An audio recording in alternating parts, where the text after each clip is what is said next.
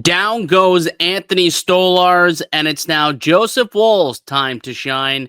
And he gets it all started with a tough matchup tonight against the Stars. We'll break it all down on today's edition of the Locked On Leafs podcast, part of the Locked On Podcast Network. It's your team every day.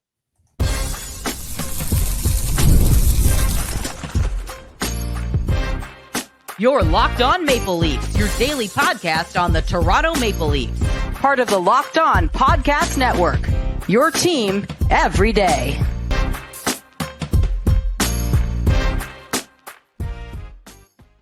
Hello and welcome into the Locked On at Leafs podcast, a daily Maple Leafs-centric podcast hosted by myself, Mike DiStefano, and my co-host, Dave Morassutti. Today's episode is brought to you by Built Rewards. Start earning points on rent you're already paying by going to joinbuilt.com/LockedOnNHL. Lots to get into, Dave, and some kind of bad news in Leafland today. Anthony Stolarz left the game the other day with a knee injury. He did not return. We're told that it wasn't supposed to be that bad, but when the Maple Leafs say day to day, we'll see. It's typically turned into an IR stint, and that seems to be where things are heading with Anthony Stolarz again, isn't it? Yeah, things were looking good. Shouldn't be out too long. Day-to-day sort of thing. We can't try. I had a friend of mine who's a police officer. He's like, man, I'm gonna have to lock up Craig Berube with all these lies or something. Like, it's just getting ridiculous at this point. I just don't know if he knows what to say. Like, realistically, yeah, he has no idea. He has no, and that's the thing with being in it's different, right? Being in Toronto and being in St. Louis and being in Philly. Like when you are the head coach of the Maple Leafs compared to pretty well any other team, not outside of a Canadian market or the Rangers, probably, your words matter and people will dissect them and pick them apart. Guys like you and I will absolutely take words at such face value because we're trying to glean as much information on something as possible. So when you come out and you say, yeah, we got pretty positive news, good news today. It's obviously not good. Like that, it's not good when 3 days later you hear, oh, actually, he's going to need a knee cleanup and he'll be undergoing a procedure and he's going to be out the next 4 to 6 weeks. That turned out to be way worse than the way Berube made it sound the other day. Yeah, I mean, it just sounded like he was dealing with a little discomfort. Now, look, maybe they thought, nothing structurally was wrong. So that means, okay, nothing structural is going on. So it's nothing too bad. Yeah. I think it just got to the point, it's like, okay, no, this isn't really improving to the level that they thought it was going to. And I took a little extra look. And the description of it, he like Brad Treliving spoke about it. And he's like, yeah, it's like a pebble, like a little piece that I've never once heard of anything like that. Like a little pebble that's just, just loosey-goosey, chilling in the knee, a little pebble. Behind the knee. Behind the knee, so he can't it's just stretch out his leg. I had to kind of do one of those just picturing it, thinking about it.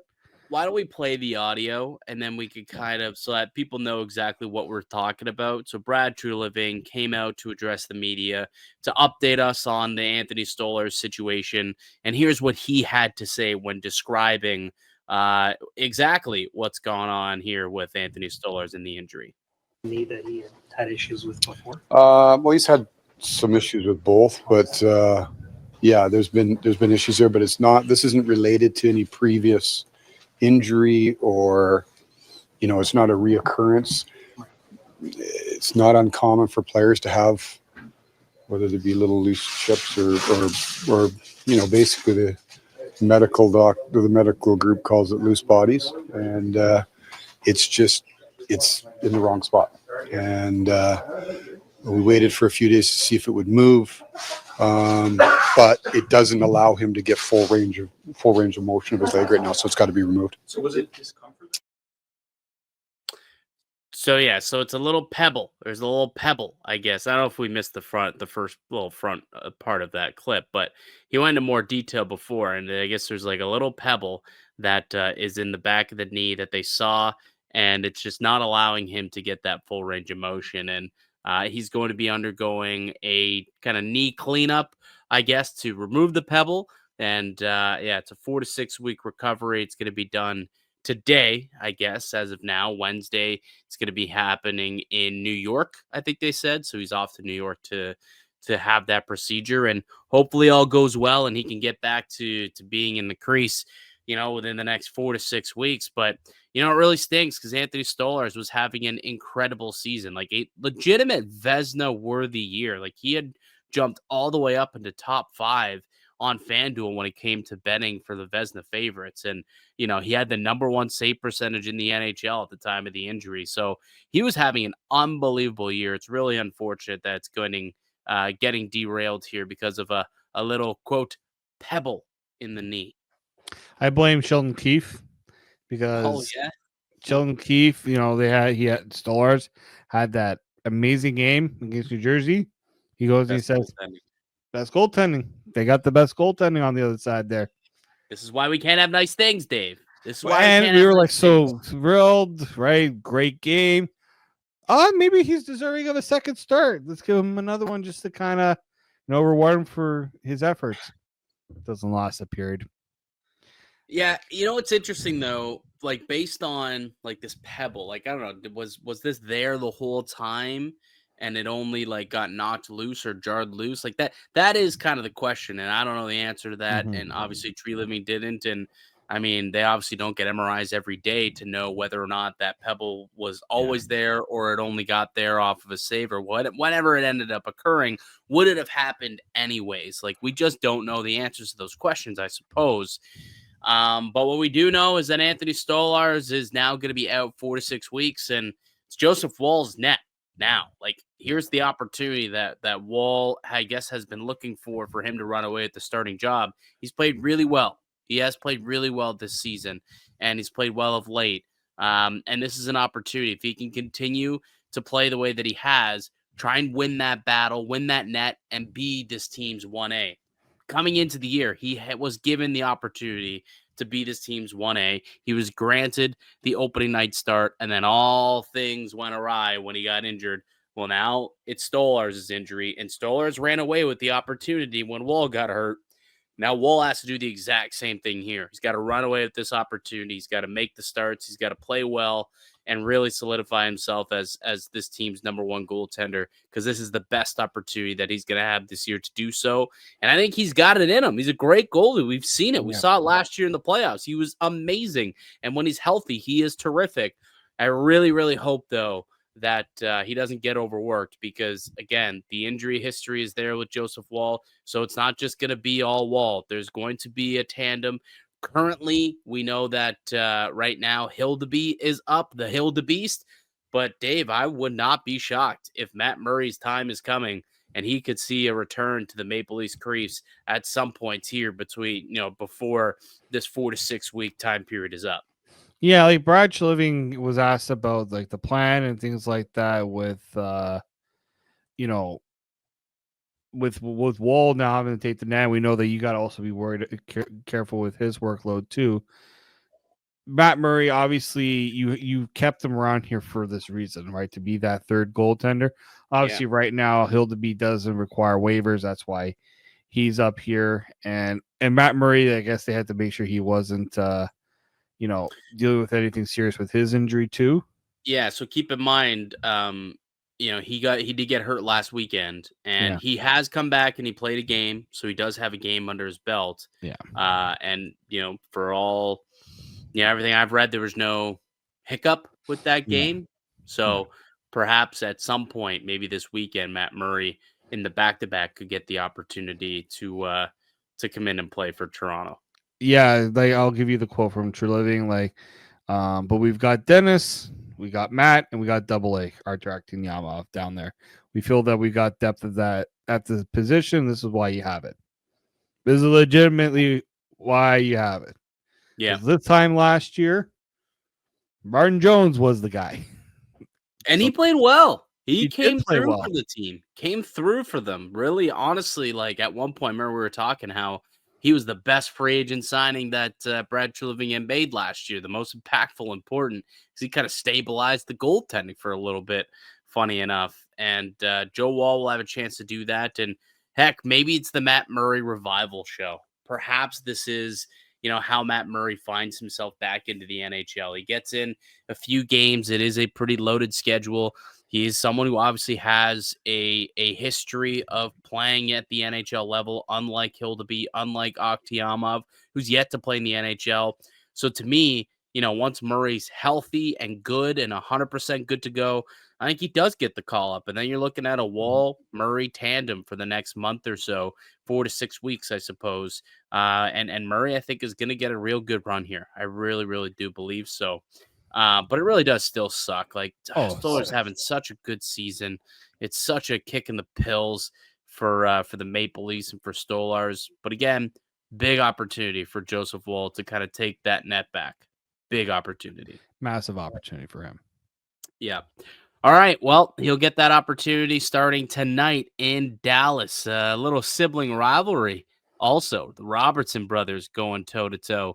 We'll come back. There's been an interesting development with the Maple Leafs lines in practice. We'll tell you what they could look like for the game tonight.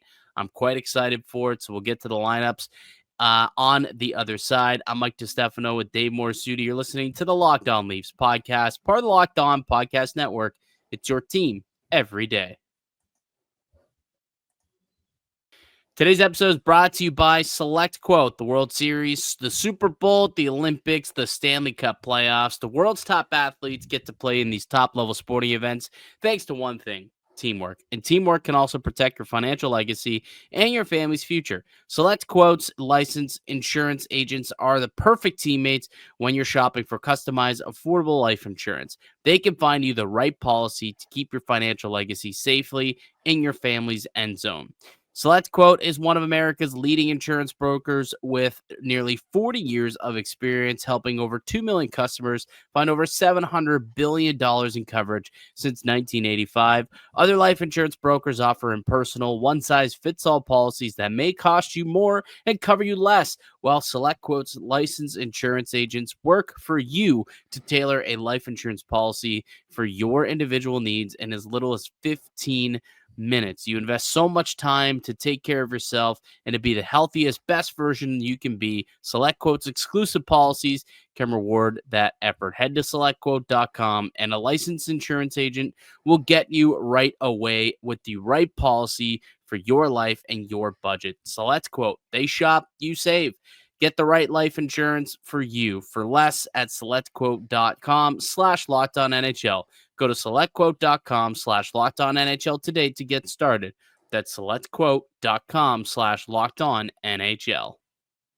Today's show is also brought to you by Built Rewards. If you're a renter, listen up. This is a total game changer. Thanks to Built, you can earn points on rent payment, just like you do with groceries or travel. Paying rent now comes with serious perks, and it's completely free to join. Earn valuable Built points on your rent and everyday spending at no extra cost. Redeem points towards flights, hotel stays, and even future rent payments with over 500 airlines and 700,000 hotels in their program. The possibilities are endless. Access unique experiences that are exclusive to Built members. Start earning points on rent you're already paying by going to joinbuilt.com/LockedOnNHL. That's joinbuilt.com/LockedOnNHL. Make sure to use our link so they know we sent you. Don't wait. Start earning rewards today. Welcome back into the Locked On Leafs podcast. Mike DiStefano and Dave Morassutti with you as we are each and every weekday, Monday through Friday. It's all Leafs all the time here on the Locked On Leafs podcast, free and available wherever you get a podcast, and also up on YouTube. A couple of Leafs divisional foes going head-to-head last night. A couple of basement dwellers in the Atlantic Division, the Montreal Canadiens and the Buffalo Sabres, both of which heading in absolute southern directions. The Buffalo Sabres losing 11 in a row going into the game. They lost 6-1, Dave. 6-1 to the Montreal Canadiens. Patrick Laine had a hat trick in this game, and it comes on the night after, I guess, that Terry Pegula, the owner of the Buffalo Sabres, flew into Montreal to talk to the team, to assure the team that he did not plan on making changes. He said the internal improvement is what he's looking for. The problem can be fixed from within. Do not expect any massive trade or shakeup. And the next night, they get trounced 6-1 to the Montreal Canadiens. What do you think is going to happen in Buffalo, man? Went in one year and out the other with this team. Oh my God. I just if you're Terry Pegula, how do you not walk in and just fire everybody tomorrow? After that, it's like, these guys clearly don't respect me. We got a clean house. I don't know. That's brutal, man. Unbelievable. And it's just there's so many things with that team. It's just if they just get this one thing done, they're good. No, it's not one thing. It's a multitude of issues. And everyone was lauding them for signing all these players to long-term deals. And it's they haven't shown anything. Look, at least the Leafs get to the playoffs. You can criticize the Leafs and what they've been doing. They're not Buffalo level when it comes to their ineptitude right now. But nothing is going right in Buffalo right now. The Jack Eichel trade, boy, did that screw a lot of things up for them. They've had a couple first overall picks. Sammy Reinhart. Yeah, Sam Reinhart. Yeah, we don't need this guy. Ryan O'Reilly went on to win a Stanley Cup and a Conn Smythe. Remember when they signed Taylor Hall only to trade him for a 3rd round pick?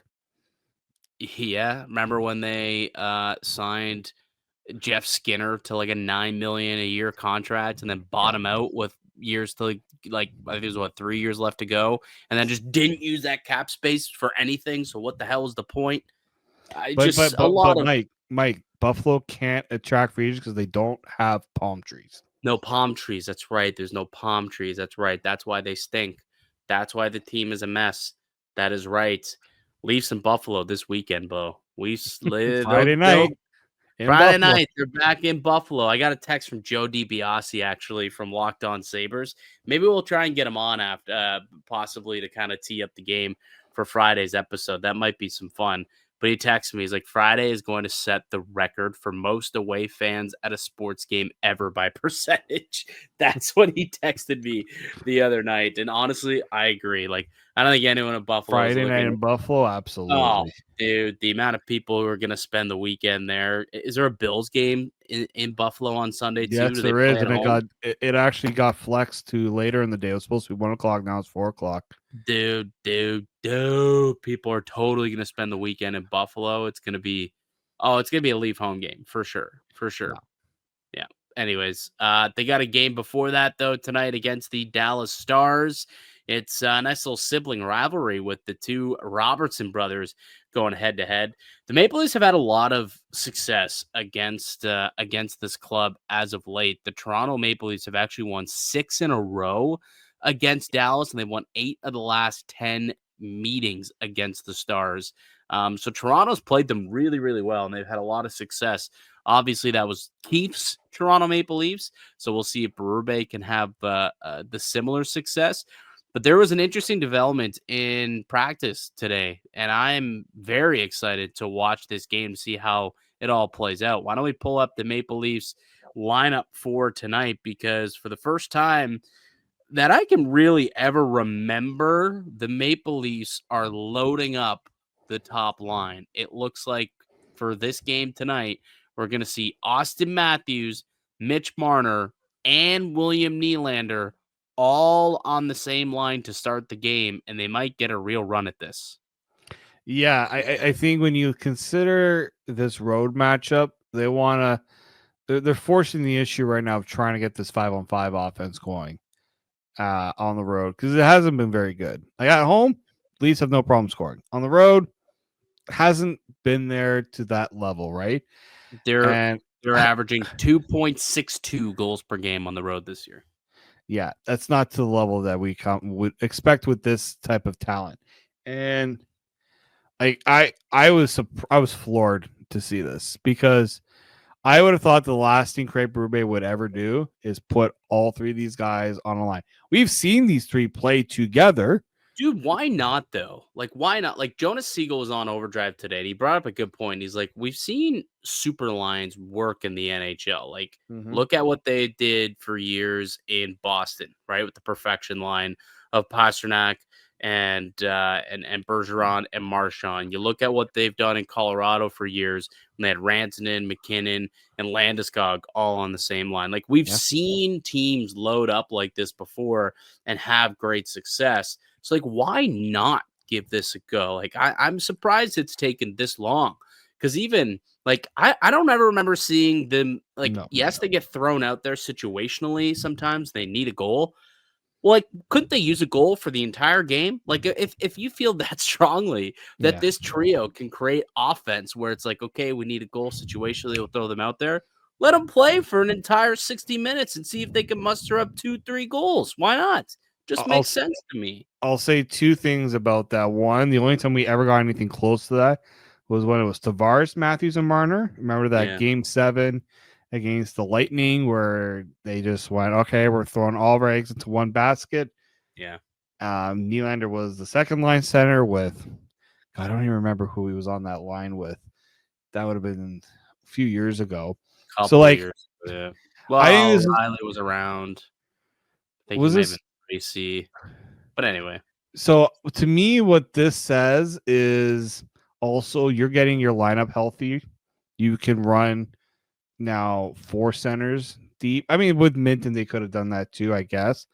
But with this lineup, and I'll throw it back up here. With the way like the lineup is now, like everything's kind of you're healthy, right? You can kind of, I think, get away with doing something like this. You couldn't do it with all the injuries that were happening. No, I think that was maybe a consideration too. Absolutely. That's a really good point because now like you actually just have depth, right? Like you look at the lineup, like, Nylander, Matthews, Marner, that's your top line. You got Nyes, Tavares, and Pacioretty. That'll be a hard line to play against. Like that's a very aggressive line. That'll be heavy. Oh yeah, they'll be in on the forecheck and they'll be cycling pucks like that. That'll be a tough line to defend. And we'll get to it in a sec. But the blue line out in Dallas, not so great. So even like for matchup purposes, it also kind of maybe makes sense to do it against Dallas. Third line, McMahon, Domi, and Robertson. So they kind of stay as a trio after arguably, Domi and Robertson's best game of the season the other night where they both popped off for goals. And then looks like David Kampf probably going to get activated for this game, which now makes sense for the Fraser Minton thing. So the corresponding move is going to come tomorrow. I believe David Kampf skated in practice. He was on the fourth line. He is able to be activated from LTIR, and he was on a line with Steven Lorentz and Ryan Reeves, who played well early on in the season, was a pretty effective fourth line. So they'll get an opportunity to be the fourth line once again. So realistically, the only player now that we're missing is what? Cal Yarncroc? Is that the only guy who's injured right now that is expected to be, I guess, an opening day or a fully healthy rostered lineup? So this is the healthiest the team has been in quite some time. So it makes sense that, now that they've got the depth, they can load up the top line and still have a quality second line, quality third line, and a quality fourth line. So I guess it does make a lot of sense. I hope it is successful. I do want to ask you this question, though. How many minutes at 5-on-5 over the past 3 years do you think Marner, Nylander, and Matthews have played together? Together as a trio. Maybe like 23 minutes. Dude. Okay, I'll go more. 3 years. Talking about over 3 years. Okay, so I'll go with 101. 134. Okay. 134 minutes together, and they've scored at 5-on-5. They've scored 10 goals. They've been scored on 8 times. So they got a +2 goal differential, a 58% expected goal rating, but do control the scoring chances. They generate 61% of the scoring chances when they're on the ice comparatively to the opposition, which makes sense because they're usually, when that line's put together, it's an offensive zone face-off, which gives them a higher percentage chance to generate scoring chances already beginning in the O-zone. But we'll see if this sticks throughout the entire game. I hope it does get a real good long look. All right, let's take another break. We'll come back, take a look at the Dallas Stars lineup, and then give our player to watch, our Locked On player to watch for tonight's game. That's all coming up next here in the Locked On Leafs podcast, part of the Locked On Podcast Network. It's your team every day. Today's episode is brought to you by Prize Picks. You can now win up to 100 times your money on Prize Picks with as little as 4 correct picks. Prize Picks is the only real money daily fantasy platform with an injury insurance policy, so your lineups stay in play even if one of our players gets injured. If your player leaves in the first half and doesn't return, Prize Picks will keep your lineup live.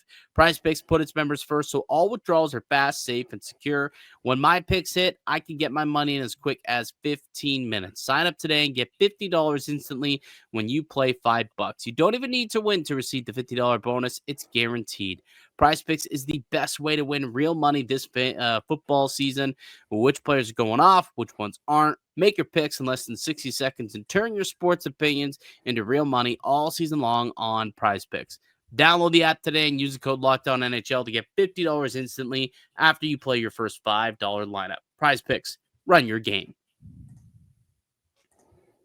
Welcome back into the Locked On at Leafs podcast. Mike DiStefano, Dave Morassutti with you. We're previewing Leafs Stars tonight. Toronto, they really have controlled this one so far. Now they are on the road, so they are going to be in Dallas tonight. Pretty solid team. They're 19-11-0 on the season, and they've got a pretty stellar home record, 13-3. Only team better than them on home ice, you guessed it, the Toronto Maple Leafs. But should be a stubborn matchup. I will note that the Leafs have won 6 straight against this Dallas team. Speaking of the Dallas team, Dave, why don't we take a look at what the lineup is going to look like tonight for the Dallas Stars? Why don't you run through the offense? Well, we got the other Robertson, Rube Hintz, and Wyatt Johnston, Mason Marchman, former Leaf, at Duchesne, and Logan Stankoven. Got Jimmy Benn, Sam Steele, Evgeny Dadonov. We have back, don't know who that is, Bork, and former Leaf Colin Blackwell. Who was back of the Dallas Stars is back Dallas Stars. It's Oscar back, 24 years old. Looks like he's a Finnish prospect that was drafted back in 2018. So that great Dallas draft of 2018. Oh my God, it's another one. 6'4", 200 pounds. Pretty good player. He's a 3rd round pick that year. Good two-way guy. What's he done so far? 25 games this year. He's got 7 points. He had 36 points in the American League last year. Oh. So that's Oscar back for you, in case you were wondering.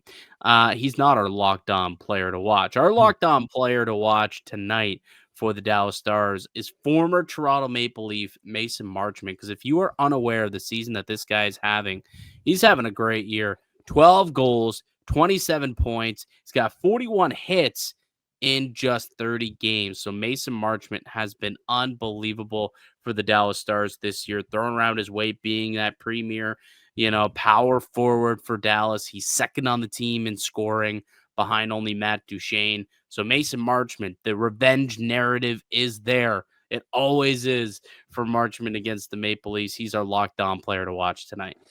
Yeah, I mean, there's so many guys that when you look at the Stars lineup that you have to kind of keep an eye on. Like, this is also a lineup that's without Tyler Seguin, who's out for a significant period. But yeah, Mason Marchman, he's the guy that got away. He's the player that got away. Never forget that trade with Florida. Thank you, Kyle. Was that Geno Mulligan? Yes, that Geno Mulligan? Yeah, Dennis Mulligan. Yeah. I think for him too, last year, first year he's ever really had a full year. Injuries have been kind of an issue for him in his past. I think that's part of the reason why he was also shipped away, because he got hurt when he was brought up, and So, no, I mean, good player, comes from a former father in the NHL. He was like one of those guys that was always talked about in that regard, and Yeah. yeah, he's God, a solid player, just a solid Well, player. last year, 22 goals, 53 points. That's what you want out of a middle six guy who Yep. can, bang a little bit. The Plus playoff 22. production hasn't totally been there for Marchman, I think, in the way that Yeah. maybe they would have liked, but I mean, he does other things. Like he is a big, big, big boy. So you got to watch out for him when he's on the ice. 6'5", 212 pounds is what he's listed at right now. And he looks every bit of that when he's out there on the ice. But he's having another career year, man. 27 points in just 29 games. He's well on pace to crush last year's totals of 53 points. So, yeah, we're definitely going to be keeping an eye on Mason Marchment tonight, the former Maple Leaf. But let's take a look at that blue line because, Dave, for years, this team has had a pretty good blue line. And last year they brought in Chris Tanev, which really seemed to tie it all together. But Tanev leaves, and all of a sudden, this blue line does not look great, Dave. I mean, you've got Bichel and Heiskanen as the first pair. You've got Esa Lindell and Ilya Lyubushkin as your second pair. You've got Brendan Smith and Nils Lundqvist as your third pair. Outside of Heiskanen, I mean, Lindell is a really quality, defensive defenseman. But as a pair, no one screams shutdown to me. I like Toronto's. I like the way that they decide to go about this game and kind of load up that top line to attack one of these defensive pairings because no one scares me. I think you could probably do some damage against one of these pairings, and then whichever one they decide to throw, let's say they throw Heiskanen or they throw the Lindell and Lyubushkin against the Marner line. I mean, I think that you could easily look at that Tavares, Pacioretty, and Nye line. They could do some damage against Lindell and Lyubushkin or Bichel. I'm not a fan of this blue line in Dallas. Toronto should be working to get pucks in deep, work the cycle, and try and create some offense off of that. Oh no, absolutely. And their big signings from the offseason were Ilya Lyubushkin and Matt Dumba. Those were Dumba's lost. Hurt. Thomas Harley's injured as well, so I don't. Yeah, that hurts them too. He's an important piece for them. But they lost Chris Tanev. There was the big concern whether they were going to be able, if the Leafs were going to get Chris Tanev and Hakanpää, by the way. And Hakanpää. So the Leafs just thank you. Although Hakanpää hasn't been around. But this blue line is something that I think they're also putting a lot of the pressure on Jake Oettinger to play superhero. I mean, they did give him a pretty good deal. It's similar to the Swayman deal. So they're banking on having that elite goaltending to, mitigate. It's similar in a way to Tampa, right? You look at their blue line. Yep, they got Victor Hedman. Yeah, they had Sergachev. They have McDonough. But no, it's not. And they've given up a lot of scoring chances over the last couple of years, right? And last season when Vasilevsky was hurt for for half of the year, and then when Vasilevsky got back, he wasn't the same. That team was giving up a lot of goals. When goaltending was the last line defense and the goaltending wasn't stellar, that's not a good recipe for success. Now, luckily, Oettinger is stellar and is one of the better goaltenders in the NHL. He's got a .913 save percentage, so he's pretty darn good. But I still expect for Toronto to win this game. I do. I think Toronto's going to end up winning this hockey game. I think that they'll band together behind Joseph Woll. And look, Woll versus Oettinger, that was the old Boston connection. Those two know each other very well. So it'll be really fun to see those two go head to head against one another as well in net. It's definitely going to, hopefully fuel each other into putting on a pretty solid performance. But ultimately, I think that blue line is just a little weak, and I think that Toronto should be able to take advantage and, win this game. I don't know. I could see it being a pretty close one, 3-2, maybe get an empty netter at the end, but that's how I see this game kind of playing out. Well, and also remember last year when they were doing a bit of the tandem between Woll and Samsonov, it was a game against Dallas where he stopped 31 to 32 shots, 969 save percentage. It was almost like Joseph Woll, not too shabby, right? It was like that game kind of jump started his season a bit. Yeah, Leafs were like struggling to get a goaltender that could stop the puck because Samsonov was a leaky faucet too much last year, especially early on in the season. And Woll stepped in and had that incredible game. I think he got hurt not too long after that. I think that was like when he suffered the ankle injury. Yeah, it was like right after that. I think that was game. Scott Wedgwood was the goalie. Like we haven't. Yeah, seen we were like they were hyping up the Ottinger versus Woll battle, and then Wedgwood. It's like, damn it. Yeah. So yeah, I'm very. I really do want to see this matchup. Like these two guys go back even from the World Juniors, right? Where Ottinger was starting for the Americans and Woll was on the team as well. I was like, why aren't you giving Joseph Woll an opportunity? And then you see what they had in Jake Ottinger's like, okay, yeah, I gotta see why. Oh yeah, that's why. Yeah. Also, last game, Toronto 3 for 3 on the power play. Last time these two teams played each other. Be nice if they got themselves a power play goal. Let's look at the game preview actually really quickly to see what the situation is like for the preview. Or do we get all right, we could pass on that one. But I'm pretty sure they have like an 83% power play, if I'm not mistaken. 9% penalty kill, Okay. and 18.3% power play. So Yeah, so relatively the same special team success as Toronto. Two pretty teams are much. pretty similar, although Dallas is putting up more offense at 5-on-5. Yeah. But hey, Craig Berube knows this team very well, though. Coaching in the Central, he's gone up against Dallas quite a bit, so he knows what to expect from this team.